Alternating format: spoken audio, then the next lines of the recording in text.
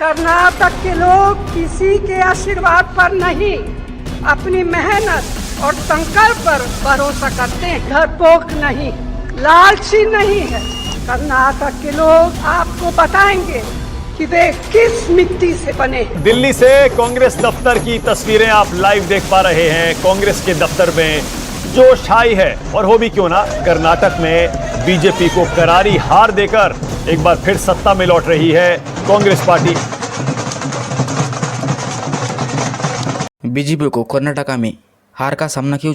नमस्कार गाइस, मेरा नाम है नितिन और आप देख रहे हैं सर्च आई। इस वीडियो में हम बात करेंगे आखिरकार क्यों बीजेपी को कर्नाटक इलेक्शन में हार का सामना झेलना पड़ा। वैसे तो गाइस कई सारी वजह है, असली वजह कुछ और है। चलिए गाइस देखते हैं इस वीडियो में। सबसे पहले गाइस नजर डाल लेते हैं पीएम मोदी के रोड शो के बारे में। पीएम मोदी ने कर्नाटक में 2 रोड शो किए। रोड शो को देखते हुए ऐसा लग रहा था कि बीजेपी आसानी से कर्नाटक में जीत जाएंगे, क्योंकि पीएम मोदी के रोड शो में काफी सारी पब्लिक इकट्ठा हो गई थी। पब्लिक को देख के ऐसा लग रहा था कि बीजेपी आसानी से कर्नाटक में जीत जाएंगी, पर उससे हुआ उलट। कर्नाटक में साल 1985 के बाद जो सिलसिला जारी रहा है वो एक बार फिर से बरकरार रहा है। दरअसल 1985 से आज तक कर्नाटक में कोई भी सत्तारूढ़ दल दोबारा से सत्ता पर कब्जा नहीं कर पाया है। अगर सरल भाषा में समझे तो कौन सी भी पार्टी एक बार आती है तो उसके दोबारा चांसेस आने के कम रहते हैं। कर्नाटक में विधानसभा में 224 विधानसभा सीटें हैं और किसी भी पार्टी को पूर्ण बहुमत से सरकार बनाने के लिए 113 सीटों का जादुई आंकड़ा पार करना पड़ता है। पिछले विधानसभा चुनाव यानी साल 2018 के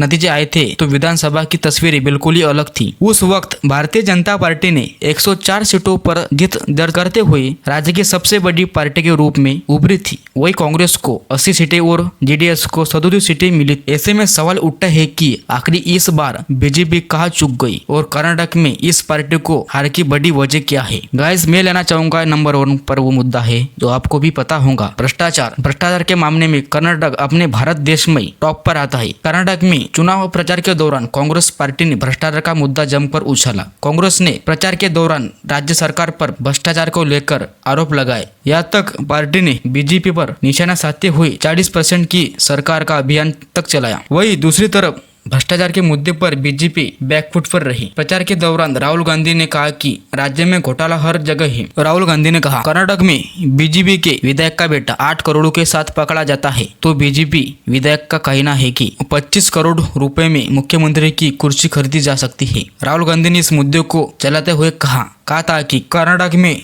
जो भ्रष्टाचार हुआ वो 6 साल का बच्चों को भी पता है। यहाँ पिछले 3 सालों से बीजेपी सरकार है और पीएम मोदी कर्नाटक के भ्रष्टाचार के बारे में भी पता है। इसके अलावा कांग्रेस ने 40% टेस्ट कमीशन घोटाला, स्कूलों की ठेकेदारी के नाम पर घोटाले के मुद्दों को भी जमकर उछाला। मुद्दा नंबर 2, नहीं चल पाया बजरंगबली का मुद्दा। राज्य में भारतीय जनता पार्टी की तरफ से प्रचार अभियान की अगुवाई हमारे भारत के प्रधानमंत्री श्री नरेंद्र मोदी कर रहे थे। उन्होंने प्रचार के दौरान भगवान बजरंगबली का अपमान को प्रमुख मुद्दा बनाया। पीएम मोदी की औसतन हर दिन 3 से 4 चुनावी सभाएं होती थी। इस दौरान पार्टी का मुख्य मुद्दा बजरंगबली की इर्द गिर्द बना रहा। हालांकि परिणाम को देखते हुए यह साफ लग रहा था कि बीजेपी का बजरंगबली का मुद्दा कर्नाटक की जनता पर कुछ खास असर नहीं कर पाया। इसका कारण ये भी हो सकता है कि कर्नाटक में हमेशा हिंदुत्व की मुद्दे को नकारा है और भ्रष्टाचार, रोजगार और गरीबी जैसे मुद्दे पर बात करने वाली पार्टी को हमेशा वोट दिया है। इसके अलावा राज्य में 18% आबादी लिंगायत समुदाय की ओर से आते हैं। लिंगायत समुदाय मंदिर नहीं जाते, पूजा नहीं करते।